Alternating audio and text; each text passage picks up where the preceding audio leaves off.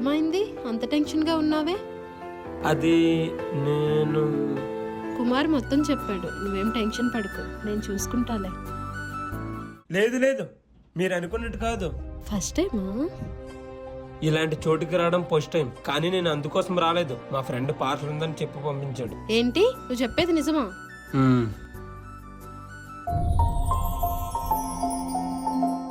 ఇది బతికే ఉంది, కానీ ఎవరు పట్టించుకున్నట్లేరు.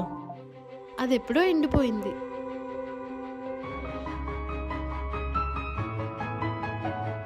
ఎండిపోయిందో అలసిపోయిందో 2 రోజులు నీళ్లు పోస్తేనే తెలిసేది.